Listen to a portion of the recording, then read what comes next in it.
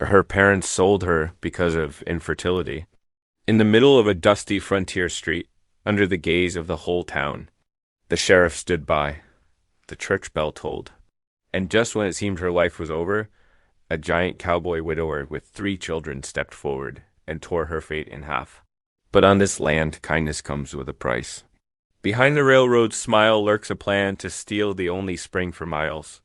Whispers spread that she's unfit for marriage, and forged papers threaten to take everything she's fighting for.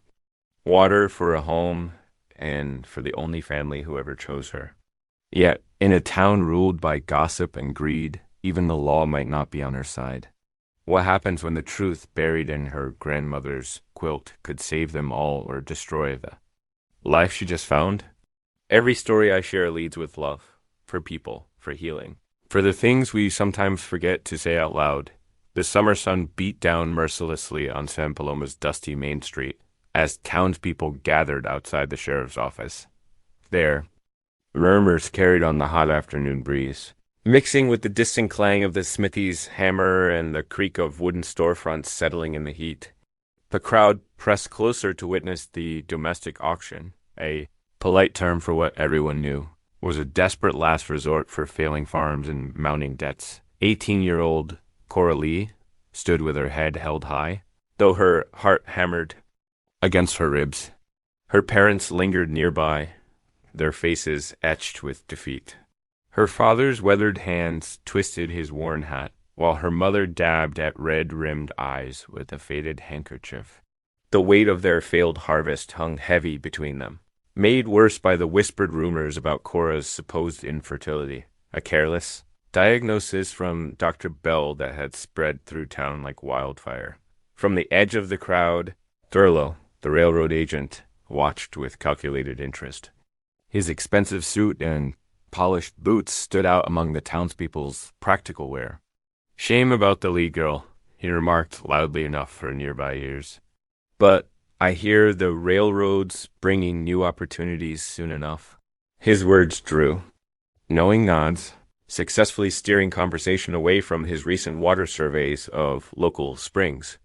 The sheriff cleared his throat, holding up the indenture papers. "According to the terms ... He began, but his words faded as the crowd parted, like water around a stone. Heavy footfalls announced the arrival of Caleb Bear Boone, and even the sheriff's voice faltered. Caleb's presence commanded attention without effort. Standing well over 6 feet tall, his broad shoulders squared against the afternoon sun. Yet, there was a gentleness in how he moved, careful not to bump those around him despite his size. His dark hair was neatly trimmed, his clean-shaven face serious but calm. 3 years of widowhood had left traces of silver at his temples, but his eyes remained clear and steady. "I'll settle the note," he said, his deep voice carrying across the sudden hush. He stepped forward, counting out coins from a leather purse with deliberate care. Gasps and whispers rippled through the crowd. Everyone knew Boone had 3 young children at home, and no wife to care for them. Some onlookers exchanged knowing looks, expecting the worst, a harsh master taking advantage of a desperate situation. But Caleb surprised them all. Taking the indenture paper in his large hands, he held it up for all to see. Then, with purposeful movements, he tore it in two. The sound of ripping paper cut through the stunned silence. "Miss Lee?" he said, addressing Cora directly, his voice gentle but firm. "I'm offering you fair employment as housekeeper and tutor to my children. Room, board, and wages, no indenture required." He met her eyes with respect, waiting for her response. Cora felt the weight of stares upon her, but in Caleb's steady gaze she found no threat, only honest intention. She nodded, relief washing over her like cool water. "Thank you, Mr. Boone. I accept." Thurlow's face darkened momentarily, before he smoothed it into a practiced smile. "How generous of you, Boone," he said, though the words held little warmth. Caleb helped Cora into his wagon with the same careful courtesy he'd shown throughout. The wooden seat was sun-warmed, and the horses stomped impatiently, eager to be moving. As they pulled away from town, Cora watched the dusty buildings recede. her parents' torn expressions burning in her memory. The ride to Boone Ranch passed in comfortable silence. The wagon wheels creaked over the rutted road as the sun began its descent, painting the sky in shades of amber and rose. When they crested the final hill, Cora saw a modest but well-maintained ranch house standing proud against the darkening sky. 3 children waited on the wide front porch, their faces a mixture of curiosity and wariness. The oldest, a girl about 12, stood protectively near her younger siblings. They watched intently as their father helped Cora down from the wagon. "Your room's this way," Caleb said, leading her inside. Despite his massive frame, he moved with surprising grace through the house. He opened a door to reveal a small but clean chamber, simply furnished with a narrow bed, a chest of drawers, and a chair by the window. The air carried the sweet scent of cedar, and the bed was made up with freshly laundered sheets. "Get some rest," he said kindly. "Tomorrow's soon enough to sort everything else out." He stepped back, giving her space to enter the room that would now be hers. Cora stood in the doorway, taking in the modest space that represented her unexpected salvation. The last rays of sunset filtered through the window, warming the plain. Wooden floors.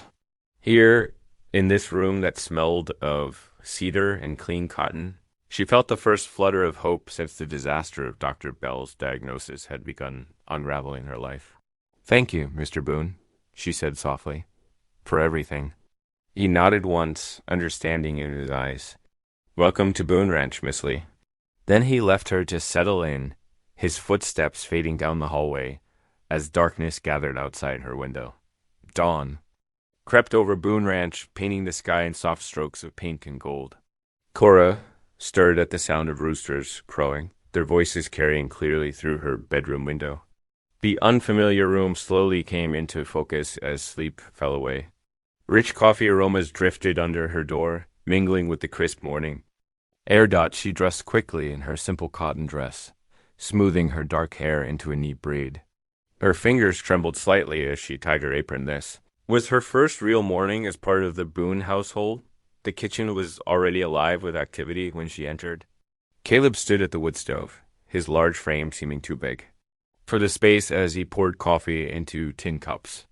3 children sat at the worn oak table, watching her with varying expressions.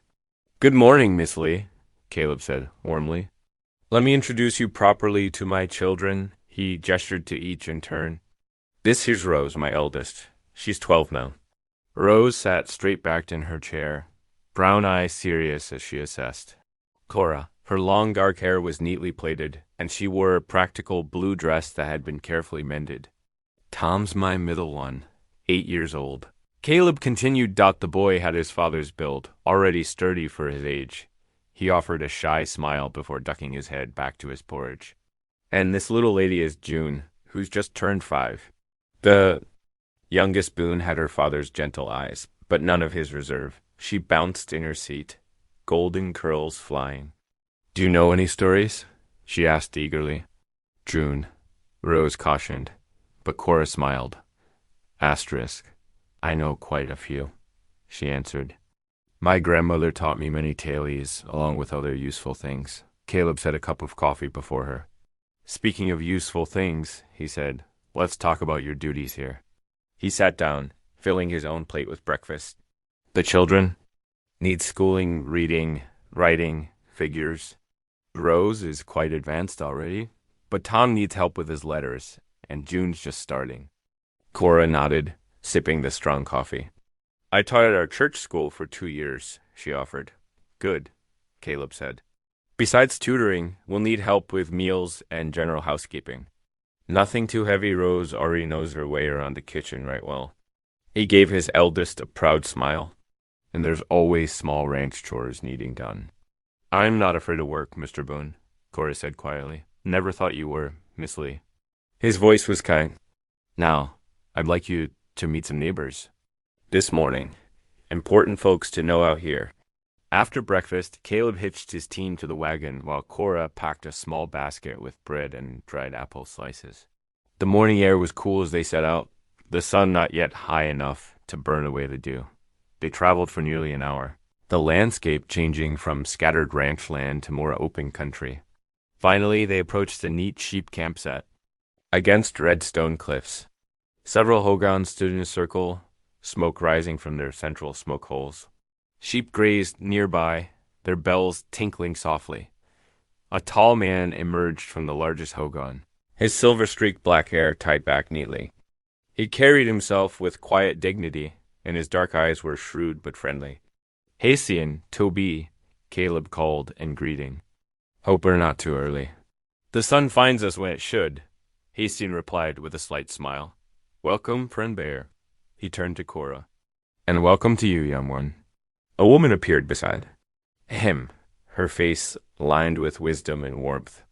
She wore a beautiful wool dress adorned with traditional patterns, and her silver jewelry caught the morning light. "This is my wife, Alt," Hastian said. "She is a healer among our people. Alta's eyes were kind as she studied Cora. "Come, sit with me while the men talk," she said, gesturing toward a loom set up in the shade dot as they settled on woven blankets. Cora noticed bundles of drying herbs hanging nearby. She recognized several from her grandmother's teachings. "Is that golden seal?" she asked, pointing to one bunch. Alta's eyes brightened. "You know the plants?" At Cora's nod, she reached for a small leather pouch. "Then you will understand this." Gift. She poured dried red berries into Cora's palm. "Sumac for courage and clear sight. You have knowledge in your heart, young one. Trust it." Meanwhile, Caleb and Hastian walked the edge of the camp, the conversation serious. Cora caught fragments about water levels and creek surveys, saw Caleb gesture toward his ranch with concern. The visit ended too soon. As they drove home, Caleb seemed preoccupied. "Water's getting lower in our well," he said finally. "And last week I saw men with surveying equipment near our creek boundary. Railroad men, by their looks." Cora thought of the spring-fed creek she'd glimpsed on their property. "Is that unusual?" "These days, hard to say." He fell silent, lost in thought. That evening, after the children were abed, Cora sat in her room. By lamplight, she'd brought out her grandmother's old quilt, planning to mend some loose stitching. The familiar pattern of flying geese brought comfort, reminding her of evenings spent learning at her grandmother's knee dot as her needle worked a worn seam. It struck something stiff. Frowning, Cora carefully picked out the stitches. There, folded, tight, and hidden away, was a piece of paper. She opened it with trembling fingers, holding it close to the lamp. It was a deed. The formal script faded but clear. Her eyes widened as she read and named her as heir to a spring that fed the very creek running through Boone Ranch. The date showed it had been recorded years ago. When she was still a child, Cora sat very still, the paper light in her hands but heavy with meaning. Questions crowded her mind. Why had her grandmother hidden this? What did it mean for her future and for the ranch that had offered her shelter? The lamp flickered, casting dancing shadows on the wall as she stared at the unexpected inheritance. Wondering what tomorrow would bring, that morning sunlight streamed through the kitchen windows, catching dust motes in its golden beams. Cora's hands trembled slightly as she poured 2 cups of coffee, the deed feeling heavy in her apron pocket. She'd barely slept. Turning the discovery over in her mind through the long night hours, Caleb sat at the kitchen table, reviewing figures in his ledger while the children finished their morning chores. He looked up as Cora set his coffee before him. "Mr. Boone," she began, her voice soft but steady, "there's something I need to show you." She withdrew the deed, carefully unfolding it on the table between them. Caleb's eyebrows rose as he read, his expression growing more intent with each line. "This was your grandmother's?"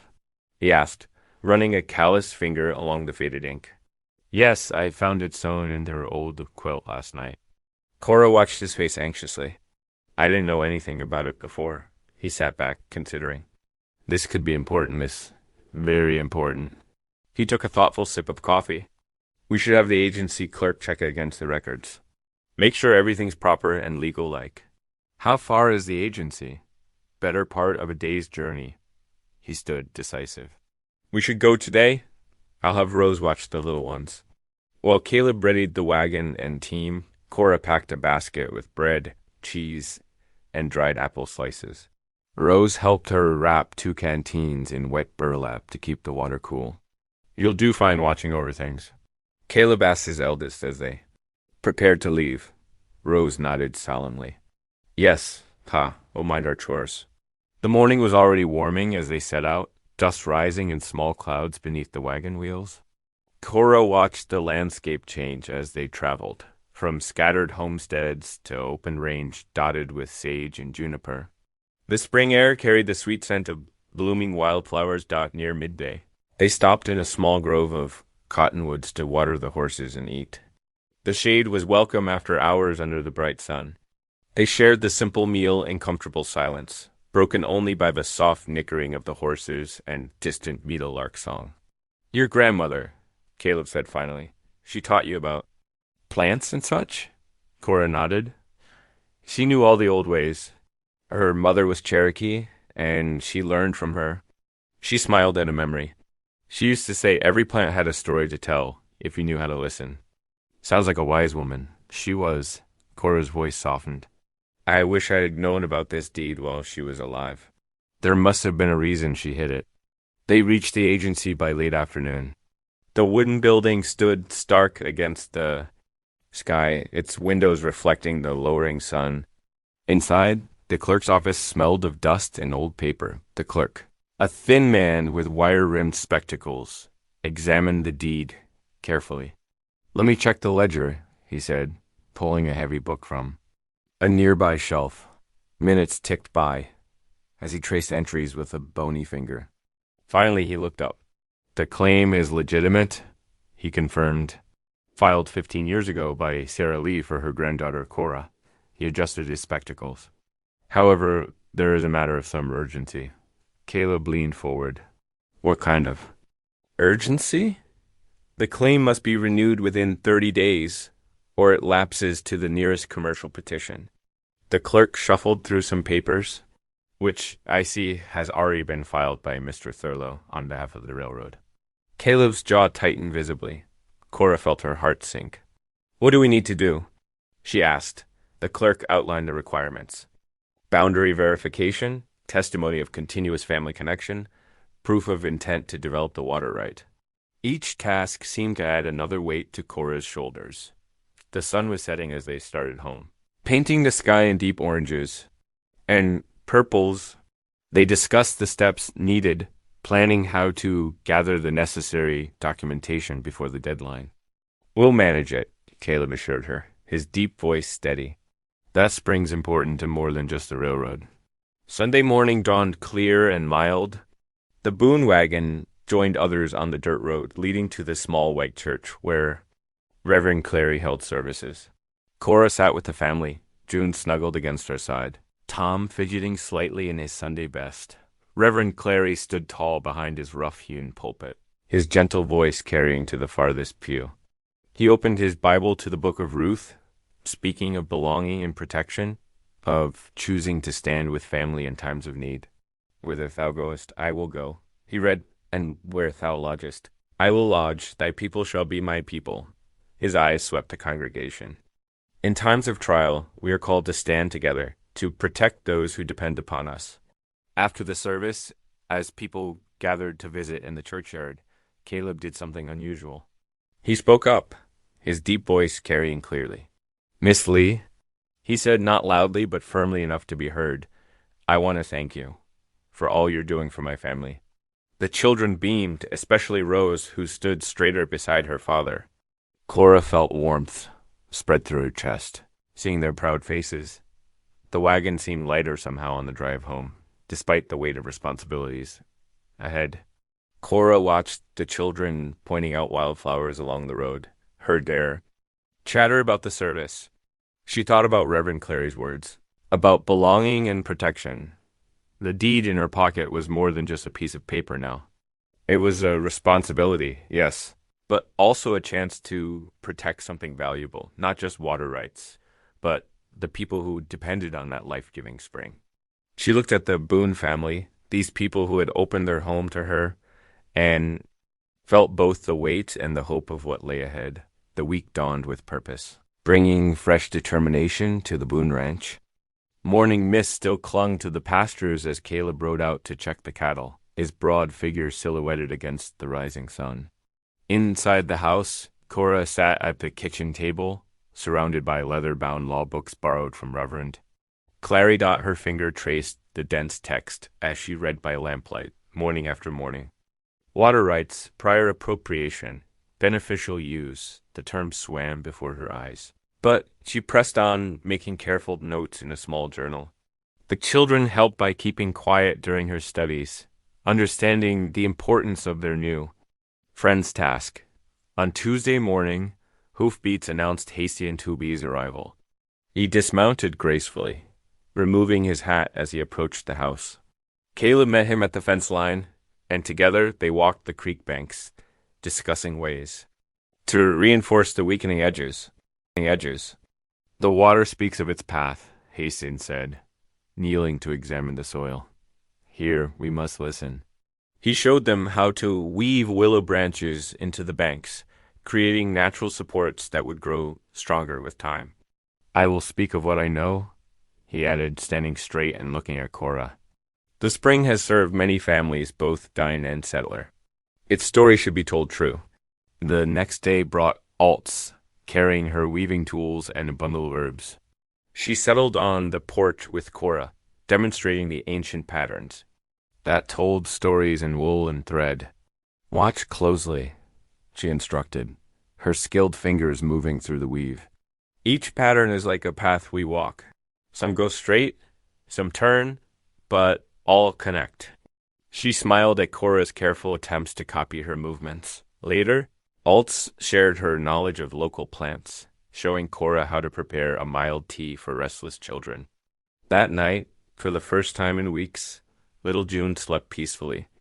After Cora read her a bedtime story, the herbal tea cooling on her knitstand. But while peace settled over the ranch, trouble stirred in town. Mrs. Imogene Pike, her face pinched with disapproval, gathered signatures on the church steps after Sunday service. Her petition declared Cora's presence at the Boone Ranch a matter of grave moral concern. A young, unmarried woman living under the same roof as a widower? Mrs. Pike's whispers spread like wildfire. What kind of example does that set for his children? Meanwhile, Thurlow worked more quietly but no less effectively. In his office above the general store, he met with Dr. Horace Bell, sliding a hefty envelope across his desk. Your previous diagnosis regarding Miss Lee's condition? Thurlow said smoothly. The railroad would consider it a personal favor if you would formally document that finding. Purely for legal purposes, you understand. Dr. Bell fingered the envelope, his conscience weighing heavy against its contents. The matter came to a head unexpectedly. One evening when Caleb caught his hand on a stubborn nail while mending fence posts. The cut, while not serious, needed proper cleaning, and B.N.D.A.G.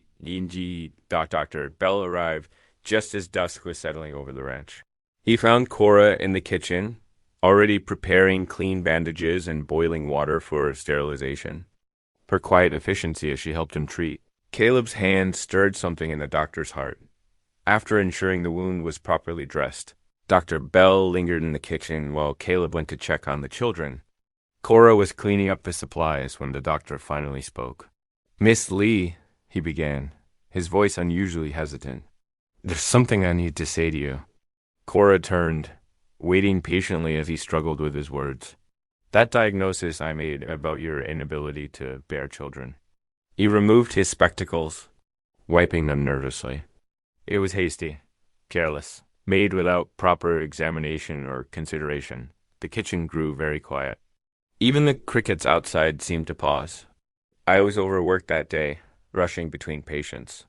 His words came faster now.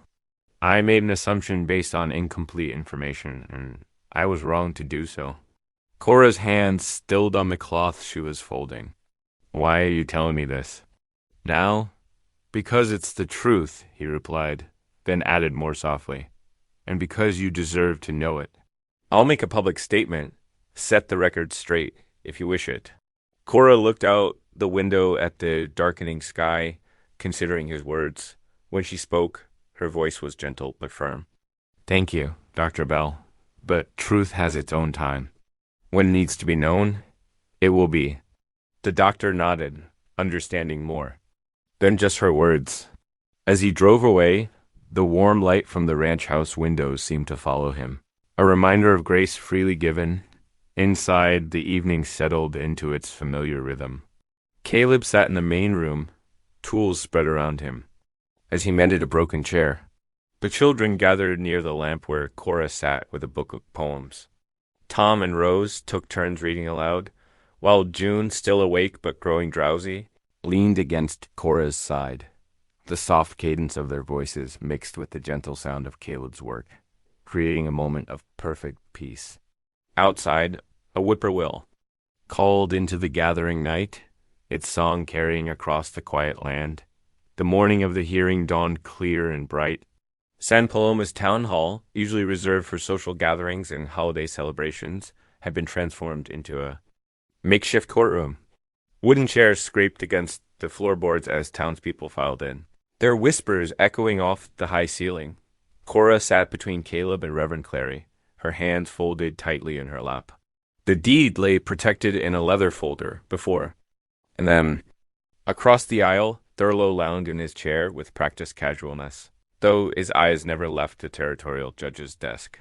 Judge Harrison, a silver-haired man with wire-rimmed spectacles, called the room to order. The bang of his gavel made Cora jump slightly, and she felt Caleb's reassuring presence beside her. "We're here to determine the preliminary validity of a water rights claim," the judge announced, his voice carrying to the back of the room. "Miss Cora Lee, claiming inheritance rights to Spirit Rock Spring, versus Western Pacific Railroad's petition for commercial development." Caleb stood first, his height commanding attention. He spoke clearly about the spring's history, its vital role in sustaining both his ranch and neighboring lands.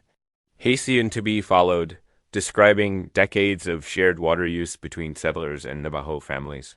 "The spring has been good medicine," Haitian stated, his dignity silencing even the most restless listeners. "It gives life to all who respect it." This is not new knowledge, but old truth. Reverend Clary presented documents showing the spring's original registration and historical use. His testimony carried weight with the townspeople, who knew him as a man of his word. Then came the moment that shifted the room's atmosphere. Dr. Bell rose from his seat, straightening his vest as he walked to the front. Thurlow's face darkened, as his paid witness turned instead to face the truth. "Your Honor," Dr. Bell began, his voice trembling slightly before finding strength, "I must correct a grievous error in medical judgment. My previous statement regarding Miss Lee's health was made without proper examination or evidence. I withdraw it completely and apologize for any harm it may have caused." A murmur rippled through the crowd. Mrs. Pike's face turned scarlet, her carefully crafted rumors crumbling beneath the weight of the doctor's honesty. Judge Harrison studied the documents before him, occasionally glancing over his spectacles at the assembled parties. The room grew still as he cleared his throat. "Based on the evidence presented, I find Miss Lee's inheritance claim to be preliminarily valid. The original deed filed by her grandmother remains in good standing, and the renewal right passes to her as sole heir." He fixed Thurlow with a stern look. "All railroad activity near Spirit Rock Spring is hereby suspended, pending final survey and water table assessment." The bang of his gavel was nearly lost in the sudden burst of applause. The Boone children, who had been sitting quietly with Altz, broke free and ran to Cora. Rose reached her first, followed by Tom and little June, all three wrapping her in a joyful embrace. Thurlow slipped out during the celebration, his face masked but his shoulders rigid with barely contained fury. The following Saturday dawned warm and gentle, perfect for the planned celebration. Quilts spread across the grass near the creek created a cozy gathering spot for both the Boone and Toby families. The children splashed in the shallows, while Caleb and Hastian taught Tom the art of patience with a fishing line. Altz shared fresh fry bread and stories, her quiet laughter mixing with the sound of running water. Cora watched June carefully carrying a plate of biscuits, her small face serious with concentration as afternoon mellowed toward evening. Rose found a moment alone with Cora near the creek bank. The 12-year-old slipped her arm through Cora's, leaning close to whisper, "Will you stay with us forever?" "Please?" Cora hugged the girl close, her heart full of an unspoken emotion. Later, as shadows lengthened and fireflies began their evening dance, Caleb joined Cora where she sat watching the sunset paint the sky in shades of gold and purple. "Bank?" "You," he said softly, his deep voice carrying layers of meaning. "For what?" "For bringing warmth back to the ranch." He gestured to where the children played with Hastings' youngest ones, their laughter carrying across the creek. "For making it feel like home again." The moments stretched between them, comfortable and full of possibility, while fireflies rose from the grass like floating stars, but peace proved fragile. In the deepest part of night, when even the coyotes had fallen silent, 3 riders approached. The Boone Ranch. They moved with practiced stealth, their horses' hooves muffled by cloth wrapped around their shoes. The men carried heavy tools and darker purpose, paid well by Thurlow to deliver a message. The windmill stood tall against the star-filled sky, its vital machinery orchestrating the steady flow of water from deep underground. The riders worked quickly, dismantling crucial components and sabotaging others beyond repair. Metal screamed. Against metal as they forced gears to break and shatter. Dawn found Caleb at the windmill, his face carved in grim lines as he surveyed the destruction. The pump lay in ruins, precious parts twisted beyond salvation. Without it, the ranch's water table would drop quickly, especially in the summer heat. He stood silent, measuring the depth of this violation, this attack on his family's survival. His hands clenched into fists at his sides, but his voice, when it came, was steady, deep with resolve. "This won't stand," he said to the rising sun. "This won't stand at all." The sound of running feet announced Cora's arrival. She took in the scene, understanding immediately what it meant for the ranch, for all of them. Her hand found Caleb's arm, offering silent support as they faced this new challenge together. The windmill's broken mechanisms creaked in the morning breeze, but neither Caleb nor Cora moved away. They stood their ground, watching the sun climb higher, its light revealing both the damage done in darkness and the strength that would see them through. The morning after the windmill's destruction brought new challenges to the Boone Ranch. Without the steady pump bringing water up from the ground, every drop became precious. Caleb hitched the wagon early, loading empty wooden barrels that creaked and shifted against the bedboards. "We'll need to haul from the creek," he told Tom, who stood ready to help despite being only 10. "It'll be hard work, son." Tom straightened his shoulders. "I can do it, Pa." They made countless trips between the creek and the ranch house, the horses straining against the weight of full barrels. The summer sun beat down mercilessly as father and son worked together, their shirts dark with sweat. Inside, Cora reorganized the day's tasks around water conservation. She showed Rose and June how to use wash water twice, once for dishes, then for the small kitchen garden. The girls listened intently, understanding the gravity of their situation. "Like this?" June asked, carefully pouring gray water around the base of a tomato plant. "That's perfect," Cora praised, touching the little girl's shoulder. "Every drop counts now." By late afternoon, dark clouds gathered on the horizon. The wind picked up, carrying the promise of rain. When the storm hit, it came with sudden fury, lightning splitting the sky and thunder rattling the windows. The family huddled inside, grateful for the rain but worried about the exposed machinery of the broken windmill. Tom had been working hard all day, his clothes soaked through multiple times from hauling water and then the rain. As evening approached, he began to shiver despite the lingering heat. "I don't feel so good," he mumbled, swaying slightly where he stood. Cora touched his forehead and drew in a sharp breath. "He's burning up, Caleb." Fear flashed across Caleb's face, the same fear he'd worn when his wife fell ill. Without a word, he saddled his horse and rode for town through the remnants of the storm to fetch Dr. Bell. While they waited, Cora sent Rose to bring Altse. The Navajo woman arrived quickly, her knowledge of healing as vital as any doctor's. Together, they stripped Tom of his wet clothes, and wrapped him in warm blankets. Yarrow and elderberry, Alces instructed, pulling dried herbs from her medicine pouch, for fever and chest. Cora boiled water and prepared the infusion, while Alce sang softly, her healing songs as ancient as the land itself. They took turns, placing cool claws on Tom's forehead.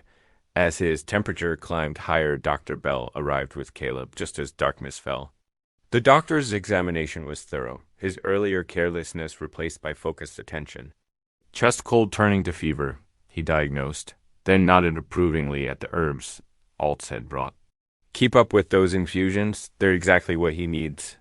Through the long night, they all took turns sitting with Tom. Rose and June curled up together in a chair, refusing to leave their brother. Sometime past midnight, Caleb sank to his knees beside Tom's bed. Lord, he prayed, his deep voice rough with emotion. I ain't talked to you proper since Sarah passed. Been too angry, too scared. But please, please don't take my boy. Cora's heart ached at the raw pain in his voice. She kept working, brewing fresh infusions, changing cloths, watching Tom's face for any change. Near dawn, Tom's fever finally broke. His breathing eased, and color returned to his cheeks. The relief in the kitchen was palpable as morning light. Spilled through the windows, Dr. Bell packed his bag, satisfied with Tom's improvement. He'll need rest for a few days, but he'll recover fully. He paused, looking at Cora. You did well, all of you. That evening, with Tom sleeping peacefully and the girls helping Altse prepare healing broth, Cora stood at the stove stirring soup. The familiar motions felt grounding after the fear of the night before. Heavy boots on the floorboards announced Caleb's presence. He cleared his throat softly, and Cora turned to find him standing uncertainly in the doorway, his hat in his hands. I want to thank you, he began, for what you did for Tom, for all you do for us. Of course, Cora replied. The children mean everything to me. Caleb took a step closer, his usual confidence replaced by nervous energy. That's part of what I need to say. He drew a deep breath. I've come to rely on you, Cora, not just for help with the ranch or the children, but for everything. Your strength, your kindness, the way you make this place feel like home again. Cora's heart began to beat faster as she realized where we're leading. I know it ain't been long, he continued, and I want you to understand. This has nothing to do with the spring or the deed. This is about family, our family. He met her eyes directly. Would you consider marriage? Not just as the children's caretaker, but as my wife? Tears welled in Cora's eyes, and she gripped the wooden spoon tighter to steady herself. The proposal was everything she hadn't dared to hope for, honest, heartfelt, born of true feeling rather than convenience. I'll need time to think, she managed, though her heart was already leaping toward yes. Caleb nodded, understanding. In his eyes, take all the time you need, we'll be here. Outside the kitchen window, moonlight painted the ranch yard in silver, softening the harsh edges of the broken windmill. The night was peaceful, holding no hint of the trouble stirring in town beyond a quiet moment. Dawn broke over San Paloma with deceptive gentleness.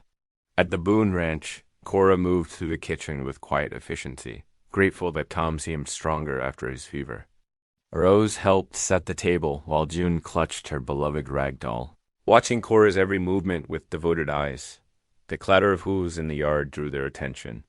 Through the window, they saw Deputy Marshal Hayes dismounting, his expression grim beneath his hat brim. Caleb stepped out onto the porch to meet him, his broad shoulders tense. Got a warrant here, Boone, Hayes said, pulling a folded paper from his vest. For Miss Lee. Cora's hands froze on the coffee pot she'd been lifting. The children clustered closer to her as Caleb strode into the kitchen, the deputy following. What's the meaning of this? Caleb demanded, his voice low and controlled despite the anger flickering in his eyes. Hayes cleared his throat uncomfortably. Complaint filed by Mr. Thurlow. Says he's got a quitclaim with her parents' marks on it. She's being charged with fraud and water theft. That's impossible, Cora whispered, her face pale. My parents would never... I'm sorry, Miss Hayes. interrupted, genuine regret in his voice. But I've got to take you in. June burst into tears, wrapping her arms around Cora's waist. You can't take her. She's ours now. Cora knelt down, gathering June close. Hush now, little one. It's going to be all right. She looked up at Rose and Tom, trying to project a calm she didn't feel. Take care of each other while I'm gone. I'll be back soon. Caleb's jaw worked as he watched Hayes secure Cora's wrists with iron cuffs. I'll get this sorted out, he promised her. Don't fear. The walk through town felt endless. Whispers followed them down the dusty street, and Cora kept her head high despite the shame burning in her chest. She caught glimpses of familiar faces. Mrs. Pike's satisfied smirk, Dr. Bell's troubled frown, Reverend Clary turning away as they passed the church. The jail was a small building of rough stone, containing 2 cells. Hayes led her to the empty one, removing the cuffs before locking the iron-barred door. The key's turn echoed with terrible finality. I'll send word when the judge is ready to see you, Hayes said quietly before leaving her alone. Cora sank onto the narrow cot, her hands trembling as she clasped them in prayer. Lord, give me strength, she whispered. Let the truth be known. Throughout the day, she heard Caleb's deep voice as he moved through town, seeking help. But few lawyers would risk opposing the railroad's interests, and fewer still would take a case defending an accused water thief. The afternoon light was fading when small footsteps approached the jail. Cora looked up to see June standing before her cell, tears streaming down her face, clutching her precious rag doll. Behind her, Hastings' tall figure stood in the doorway, watching with quiet concern. I brought you Sarah, June said, naming the doll after her mother, so you won't be lonely. Cora's heart nearly broke as June's small hands pushed the doll through the bars. She took it gently, pressing a kiss to its worn fabric face. I promise you, Junebug, I'm coming home. Will you keep my place at the table ready? June nodded solemnly. Rose says we have to be brave like you. That's right, Cora managed, though tears threatened. You're all so brave. Hastings stepped forward, speaking softly in his measured way. The children should not see you here. I will take her home now, but know that you are not forgotten. Thank you, Cora whispered, watching as he led June away. She held the doll close, drawing comfort from this piece of home. This symbol of trust from a child's heart. The jail grew darker as evening deepened. Hayes brought a plate of food she couldn't eat and lit the wall lantern, its flame casting wavering shadows through the cell.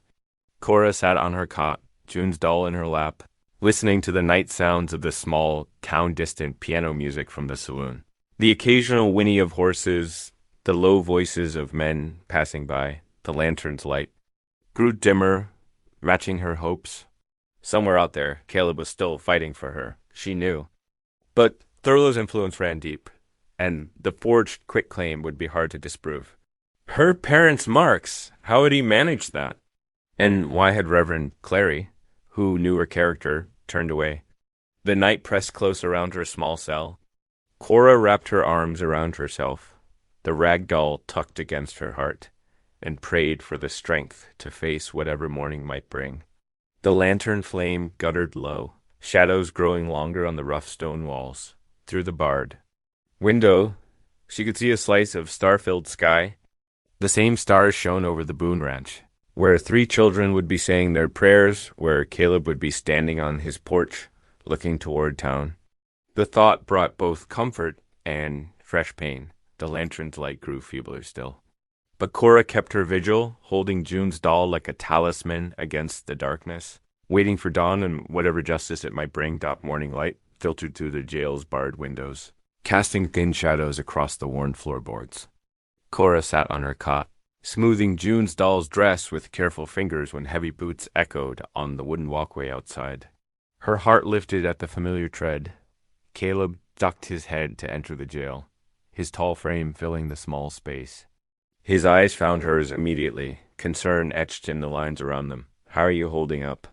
He asked softly, stepping close to the bars. I'm managing, Cora replied, trying to smile. How are the children? Missing you something fierce. June wouldn't eat her porridge this morning. Says it ain't the same without your honey drizzle. He gripped the iron bars, his knuckles whitening. Listen, Cora, I need you to hold on. We're gathering proof of Thurlow's lies. Dr. Bell came by the ranch last night. Hope flickered in Cora's chest. Dr. Bell? He's writing up a sworn affidavit. Right now, says Thurlow threatened him into keeping quiet about that false diagnosis. He's also admitting how Thurlow pressured your parents. Caleb's voice grew gentle. Your ma and pa didn't betray you, Cora. They were scared into signing that quitclaim. Tears welled in Cora's eyes. She tried not to doubt her parents, but the fear had gnawed at her through the long night. The jail door opened again, admitting. Alt, she carried a cloth-wrapped bundle, nodding respectfully to Deputy Hayes before approaching Cora's cell. I bring proof from my weaving records, she said, carefully unwrapping a journal and several wool samples. See here, this pattern shows the day your grandmother came to trade. The sumac berries we used that morning made this exact shade. She held up a skein of rust-colored wool. I record every dye batch, every weaving day. This cannot be changed. Or forged. Hastings appeared at the doorway, his presence steady as always. I remember that day also. I will testify to the truth of your grandmother's claim and Altz's records. Cora touched the wool through the bars, its familiar texture grounding her. Thank you, she whispered. But will it be enough? Truth has its own power, Hastings replied. It gathers strength like a stream joining other waters. The day passed slowly, marked by visits from supporters bringing food and news. As evening approached, excited voices drew everyone to the windows. A crowd was gathering outside the church, where Reverend Clary had called an unusual Sunday evening service. Through the bars, Cora could see people filing into the white-painted building. Deputy Hayes, curious himself, allowed her to stand at the window that faced the church. The congregation's singing drifted across the street, followed by a deep silence. Then Reverend Clary's voice rang out, trembling but clear. My friends, I stand before you today to confess my cowardice, he began. I have allowed fear of losing our church building to silence God's call for justice. The crowd murmured as he held up a paper. This mortgage notice has been hanging over us like a sword. The railroad has used it to control our voice. His hand shook visibly, but no more. The sound of tearing paper cut through the evening air as Reverend Clary ripped the mortgage notice in two. We will stand with truth, whatever the cost. Miss Lee is innocent of these charges, and I will testify to her character before any court. A moment of stunned silence followed. Then Mrs. Henderson, wife of the cattle rancher, stood up from her pew. Without a word, she walked across the aisle to the side of the church known to support Cora. Other ranch wives followed, then their husbands, until half the congregation had crossed over.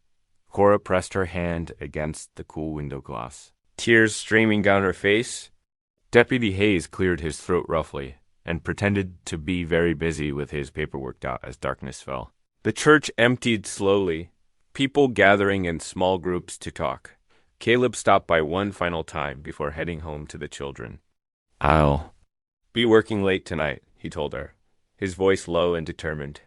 Got to get all our documents in order for tomorrow's hearing. The children are sleeping over at Hastings' place. Alt got it best with everything happening.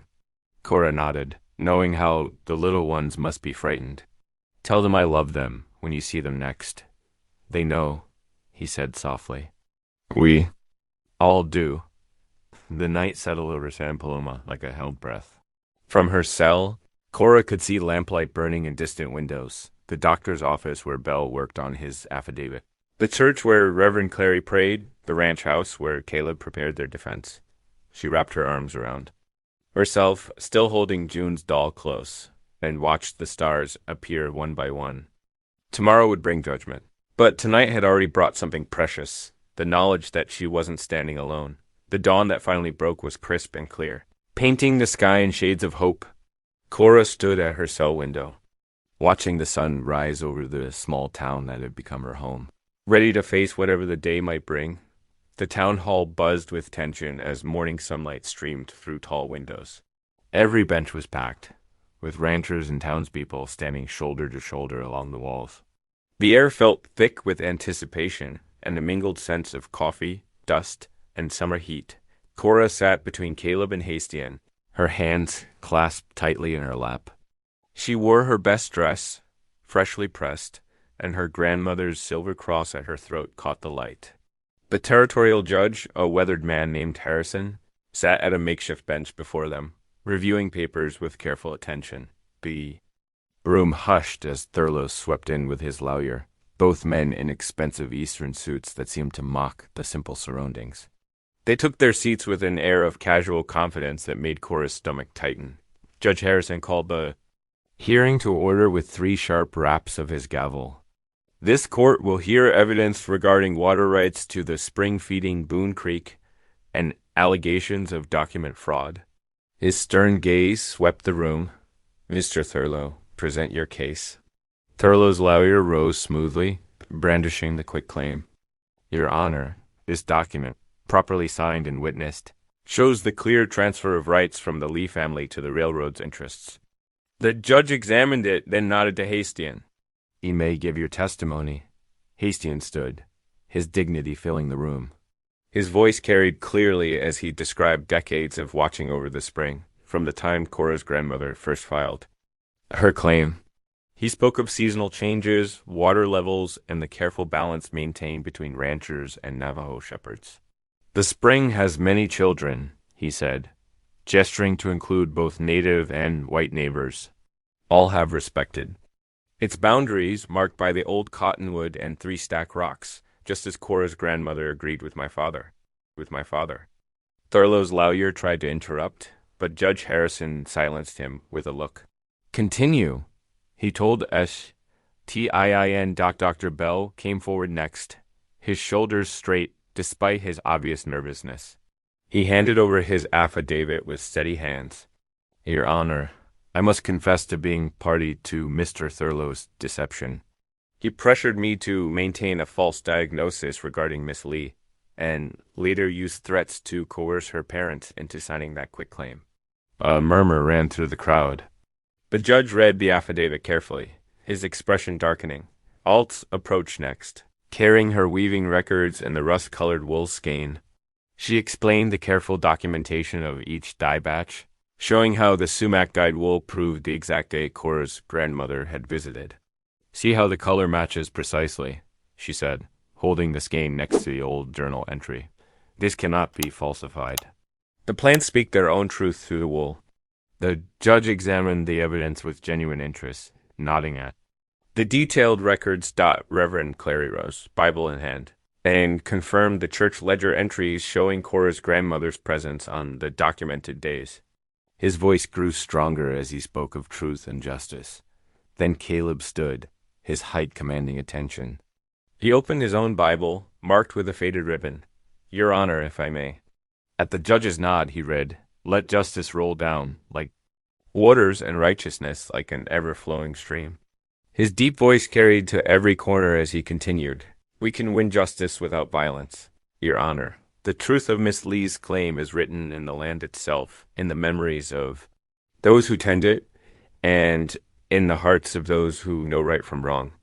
Judge Harrison studied the documents before him for several long minutes while the room held its breath. Finally, he looked up, his face stern. This court finds clear evidence of coercion and fraud in the quitclaim presented by the railroad. The document is hereby declared void. He paused as whispers of relief rippled through the crowd. Furthermore, Miss Lee's original deed and water rights are affirmed in full. Mr. Thurlow, you are fined $500 for attempted fraud, and the railroad is permanently barred from any claim to the spring. The room erupted in cheers. Cora felt tears streaming down her face as Caleb's strong arm supported her shoulders. Through blurred vision, she saw Mrs. Pike tear up her petition against Cora's presence, smiling apologetically. Court is adjourned, Judge Harrison declared. But his words were nearly lost in the celebration as Caleb helped Cora to her feet. The doors burst open. Rose, Tom, and June ran in, breaking free from Alt's gentle restraint. They threw themselves at Cora, wrapping their arms around her waist and legs. You're coming home, June tried, her face buried in Cora's skirts. You're really coming home? Yes, little one, Cora whispered, gathering them close. I'm coming home. Caleb guided them all outside, where the afternoon sun painted the street in gold. Neighbors stopped to offer congratulations, and several women promised to bring food.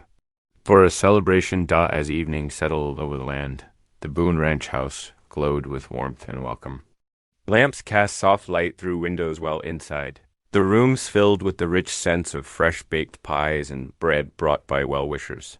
Children's laughter mingled with adult conversation, and the atmosphere hummed with contentment. Cora sat in the rocking chair by the hearth, June curled sleeping in her lap. The little girl's face was peaceful, one hand still clutching a piece of pie crust. Caleb settled in the chair beside them, his presence solid and reassuring. When Cora caught his eye, she found him watching her with a quiet smile that spoke. Of home and belonging, the firelight danced across the walls, and through the window, stars began to appear in the darkening sky. The spring's water sang its eternal song in the creek bed nearby, flowing free and clear, just as justice had prevailed. Dawn painted the San Paloma sky in gentle brushstrokes of pink and gold. The morning air carried the crisp scent of autumn, mixing with the familiar smells of coffee and fresh-baked biscuits drifting from the Boone Ranch house kitchen.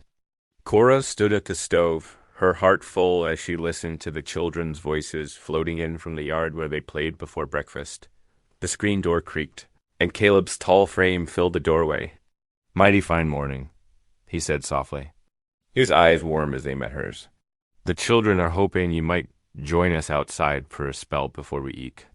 Cora wiped her hands on her apron, noticing how Caleb seemed both nervous and determined. "Of course," she replied, following him onto. The porch dot the yard glowed golden in the morning light. Rose, Tom, and little June stood in a half circle, their faces bright with barely contained excitement. Caleb led Cora down the steps to join them, then surprised her by lowering himself to one knee in the soft dirt. "Cora Lee," he began, his deep voice gentle but strong. "Yesterday proved what I've known since that first day. You belong here with us." He took her hand in his larger one. "The children and I talked it over, and well, ... He glanced at his family, who were practically bouncing with anticipation. "Will you be our mama?" June burst out, unable to contain herself any longer. "Papa says we should ask proper, all together." Tears welled in Cora's eyes as she looked at their hopeful faces. "I want to be mother not just to you three precious ones," she said, squeezing Caleb's hand, "but to all the thirsty, to help tend the spring, the land and everyone who depends on its waters. Is that a yes?" Tom asked eagerly. Cora laughed through her tears. "Yes, yes, with all my heart." The children erupted in cheers, rushing forward to embrace her. Caleb stood, pulling her close, his eyes suspiciously bright. "Thank you," he whispered against her hair. Word spread quickly through the small town, and plans for a simple wedding came together with surprising speed. The women of the church, led by a reformed Mrs. Pike, decorated the humble building with autumn wildflowers and ribbons. Even the weather seemed to approve, providing a perfect October morning with clear skies and gentle breezes. Inside the one-room church, morning light streamed through windows onto wooden pews filled with townspeople and ranching families. Hastian and Altz sat in a place of honor near the front, their presence a bridge between cultures. Rose and June scattered flower petals from baskets they'd woven themselves, while Tom stood proudly beside his father at the altar. When Cora appeared in the doorway, wearing a simple white dress with her grandmother's silver cross, a hush fell over the gathering. Reverend Clary stood ready at the altar, his Bible open in his hands. As Cora walked slowly forward, she felt the weight of history in every step, not just her own, but that of the land and its people coming together in. This moment of hope, Caleb's eyes never left her face as she approached. When she reached his side, he took her hand with the same gentle strength he'd shown that first day at the auction. "Reverend," Clary began the ceremony with a prayer for blessing and unity. Then, in a moment that brought tears to many eyes, Hastian rose and offered traditional Navajo blessing way words. Speaking of harmony between earth and sky, between peoples, between hearts. These words are like the spring, he said, his voice carrying clearly through the church. They flow from ancient sources to nourish new growth. The exchange of vows was simple but profound. Caleb's deep voice trembled slightly as he promised to cherish and protect. Cora's response rang with quiet certainty as she pledged her love and faith. The children beamed as Reverend Clary pronounced them husband and wife, making official what their hearts had already known. They were truly a family. After the ceremony, the church steps filled with well-wishers. Mrs. Pike approached Cora with tears in her eyes, offering a heartfelt apology for her earlier judgment. Later that evening, they would find her special apple pie waiting on the Boone porch, a piece, offering baked with genuine remorse and new understanding. The afternoon passed in a blur of congratulations and celebration. As evening approached, the new family gathered around their own table for supper. The kitchen glowed with lamplight, and the autumn air that drifted through the open window carried the sound of crickets. Beginning their evening song, June insisted on sitting next to Cora, while Rose helped serve the meal she'd helped prepare. Tom proudly carved the roast, just as his father had taught him. Caleb sat at the head of the table, watching his family with quiet joy. Laughter flowed as freely as the spring itself, filling the room with warmth. Stories and hopes mingled with the sharing of food, each person adding their voice to the family's new harmony. Even the youngest children sensed the special nature of this first meal together. Outside, the sky deepened to purple, then black, scattered with a blanket of stars. So bright they seemed close enough to touch. A cool breeze carried the first hints of winter, whispering promises of change and growth to come. But inside the Boone ranch house, all was warmth and belonging. The future as bright as the lamplight that spilled from their windows into the gathering dark. The weeks following the wedding brought a rhythm of shared work and joy to the Boone ranch. Each morning began with the creak of the rebuilt windmill, its new wooden blades catching the dawn breeze. The reconstruction had drawn neighbors from miles around, working alongside Hastian and other Navajo friends who knew the ways. Dessert water. Dessert water. Caleb stood in the yard one morning, coffee mug warming his hands against the autumn chill, watching the wheel turn steady and true. The memory of those building days still warmed him, ranchers and shepherds working side by side, sharing meals and stories as the tower rose beam by beam. Even Mrs. Pike had contributed, organizing the women to provide hot meals for the workers. Inside the kitchen, Cora moved with quiet grace, preparing breakfast while Rose helped set the table. Tom was already out doing his morning chores, and little June sat drawing pictures at the corner of the table. The routine felt as natural as breathing now, as if they had always been this way. "The sign is ready," Tom announced, coming in with fresh eggs. He had spent the previous evening carefully painting letters on a wooden board. "Mercy Spring, come and drink." Cora smiled, touching the fresh paint. Perfect timing. Market day tomorrow means travelers will be passing. She had begun opening the spring to all who needed it, especially poor families and weary travelers. The decision had come naturally, born of her own experience with thirst, both physical and spiritual. Dr. Bell had become a regular visitor, setting up his examination tent near the spring on market days. His determination to make amends showed. In every careful diagnosis, every patient conversation, "Never again," he had sworn to Cora, "will I make assumptions that can harm a life." The crisp morning air carried wood smoke from breakfast fires as Caleb rode out to check the cattle. The ranch work continued as always. Fences needed mending, cattle needed moving, hay needed cutting before winter set in. But now the work felt lighter, shared between not just family but a growing circle of friends and neighbors. One frosty morning, as November painted the grass with silver, Hasten arrived with a letter.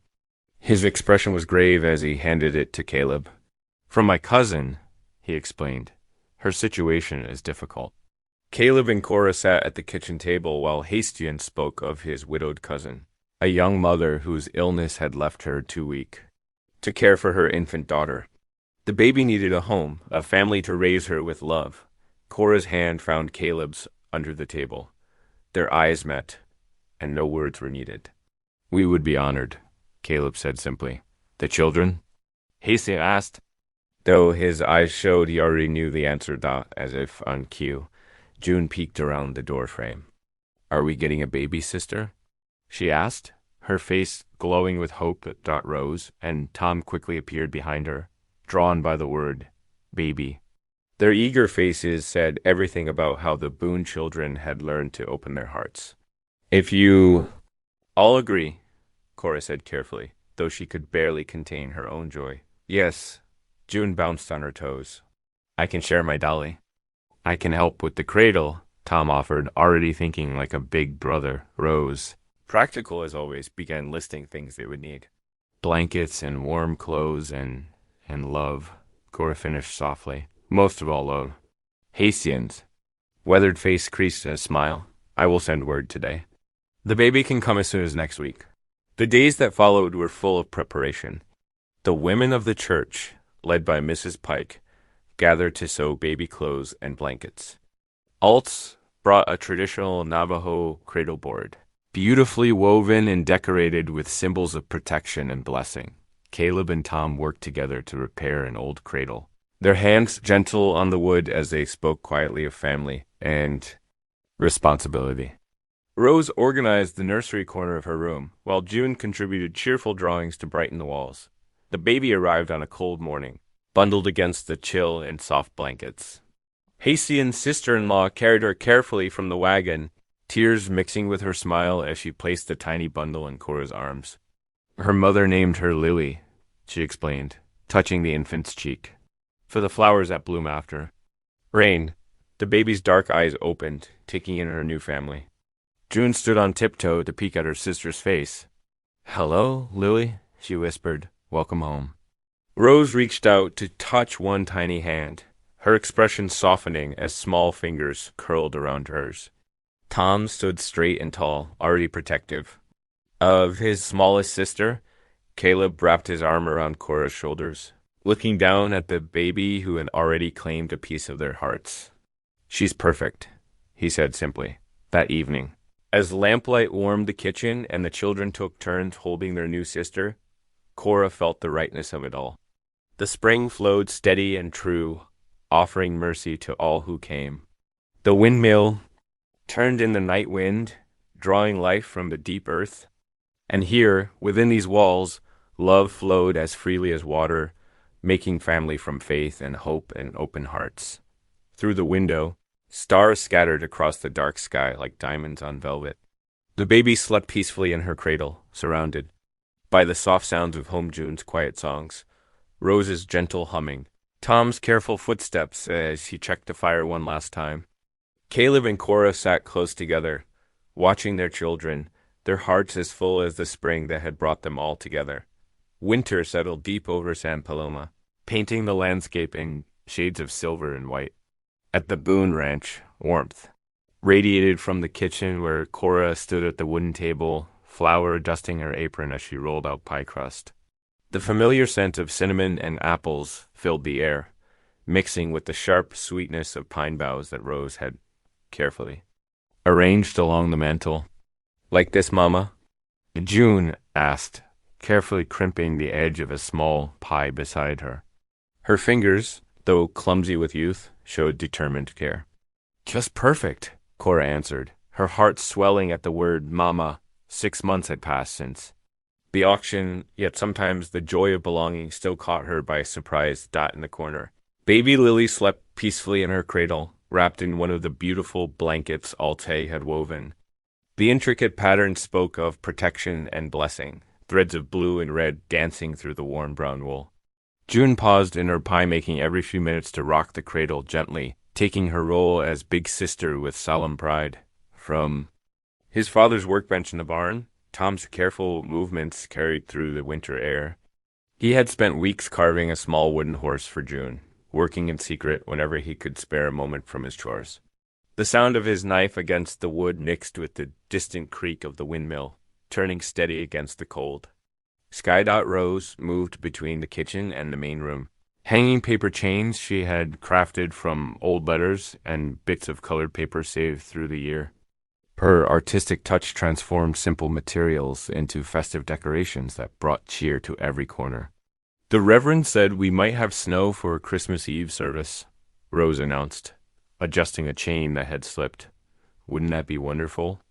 If it does snow, Caleb's deep voice came from the doorway as he stamped his boots free of mud. We will need to check the spring hasn't frozen over. Travelers need water, whatever the weather brings.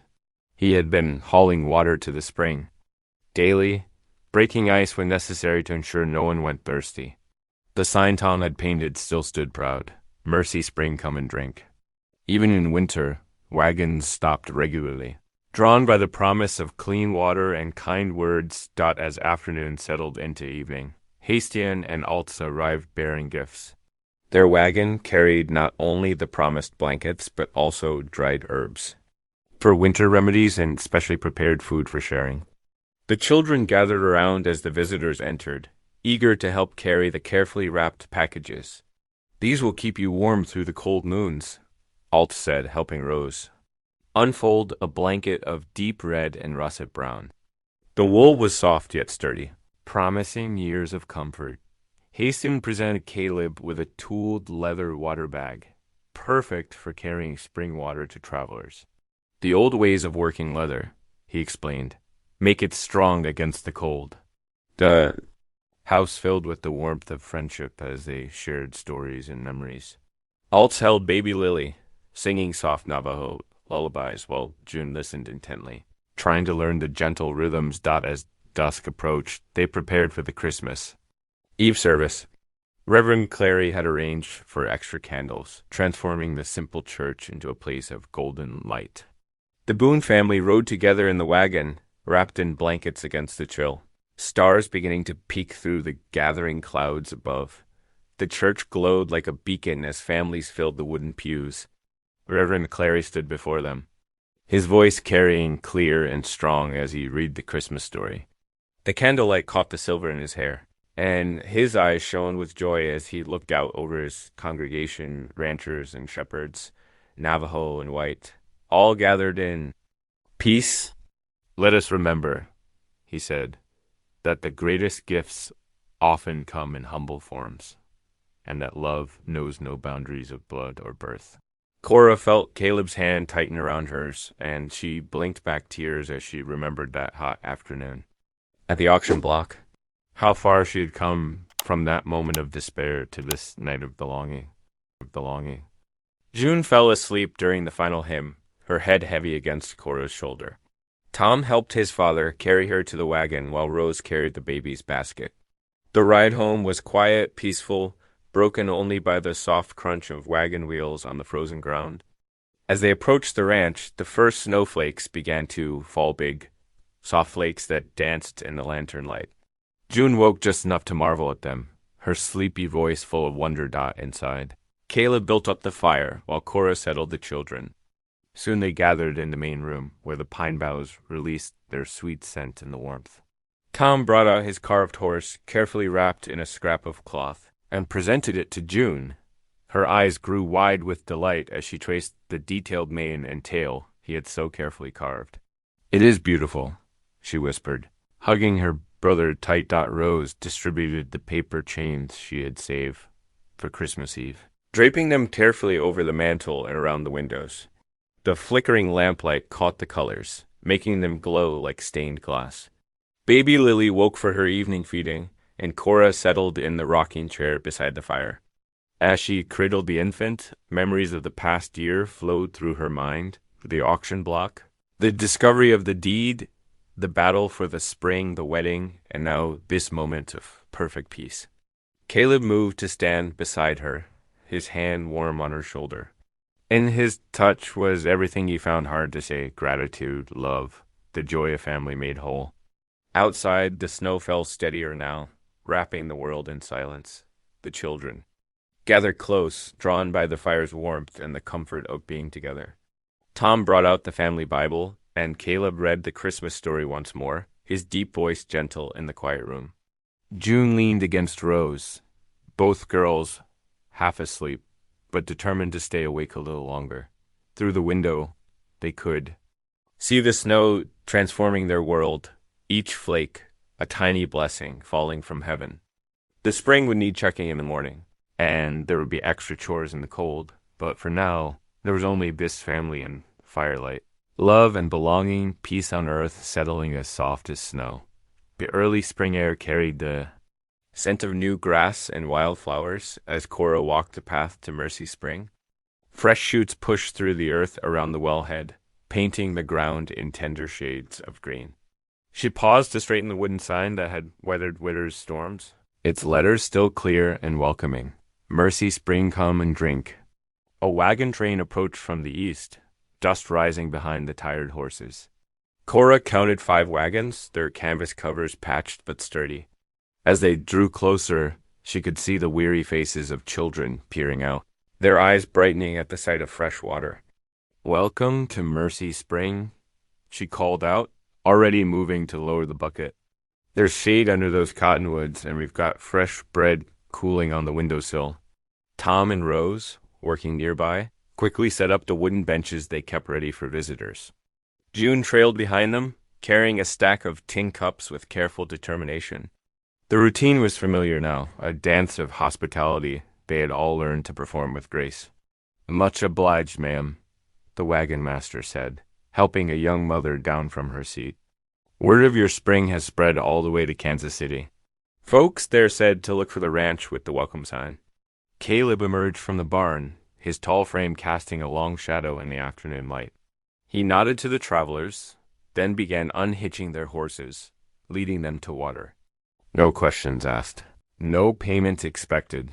Just the simple kindness of one soul to another. The children from the wagons mingled with the Boone children, their laughter carrying across the yard as they shared pieces of fresh bread spread thick with butter. Baby Lily watched from her blanket in the shade.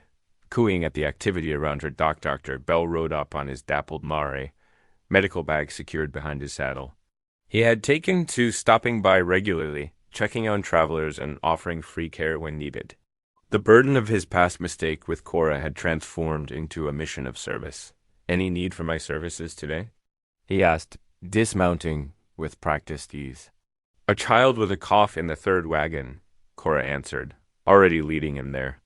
She watched as he treated the little one with gentle hands and kind words. So different from the rushed doctor who had once carelessly labeled her barren. Reverend Clary arrived soon after, his buggy loaded with fresh vegetables from the church garden. These days, he spoke more often of justice and judgment, his sermons rich with messages of mercy and redemption. As the afternoon wore on, Cora walked into town for supplies. The street was busy with spring trading, and there, outside the general store, she saw them, her parents. They stood frozen for a moment, her mother's hand clutching her father's arm. Their eyes met hers briefly before dropping away, heavy with shame. Cora felt the old hurt rise up, then settle again like dust after rain. She did not approach them, did not force a confrontation. Instead, she bowed her head slightly and whispered a prayer. "Lord, grant them peace." Then she continued on her way, her basket full of what her family, her chosen family, needed that evening. As they gathered around the supper table, Caleb watched her serve the meal with steady hands. The lamplight caught the silver threading its way through his dark hair as he spoke. "Children," he said, his deep voice gentle, "your mother showed real grace today. She chose forgiveness over bitterness, mercy over judgment. That's the kind of strength that matters most." The children listened intently, even little June seeming to grasp the weight of his words. Rose reached over and squeezed Cora's hand, while Tom nodded solemnly. Baby Lily burbled from her cradle, adding her own note to the moment. Through the window, Cora could see the last rays of sun touching Mercy Spring, where fresh wildflowers nodded in the evening breeze. The railroad's tracks lay far to the east now, their surveyors finding easier routes than fighting over a spring protected by love and Law Dr. Bell's weekly visits, and Reverend Clary's frequent stops had become part of their family rhythm, each man changed by the choices they had made. Their presence reminded Cora that transformation was possible for anyone willing to choose a better path. The summer, Sun painted long shadows across the Boone Ranch as evening settled in. The windmill turned lazily in the warm breeze, its steady rhythm matching the contented lowing of cattle in the distant pasture. Clear water from the spring trickled steadily, feeding the growing gardens and quenching the thirst of passing travelers. On the wide porch, the long table groaned under the weight of steaming dishes. Hastian and Alt Say sat beside Dr. Bell, while Reverend Clary passed a basket of fresh bread to Mrs. Pike, who had brought her famous apple preserves. Children's laughter rang out as Rose helped June serve bowls of fragrant stew. Caleb cradled baby Lily, her tiny fingers curled around his rough thumb. His eyes met Cora's across the table, and in that glance passed the memory of another summer day, the heat of the auction block, the whispers, the moment that had brought them here. Now, instead of judgment, there was only acceptance. Instead of shame, there was pride. Tom helped Hastian's youngest son reach the salt cellar, while Mrs. Pike shared stories of her own childhood on the frontier. The lamplight cast a warm glow over their faces as stars began to twinkle above San Paloma. Cora looked around at these people, no longer strangers, but family bound by choice and love, and felt the deep peace of belonging settle in her heart. If today's story reminded you of the quiet strength of love, I'd love to see you again. Subscribe, and tomorrow we'll meet right here, where love speaks softly and stays.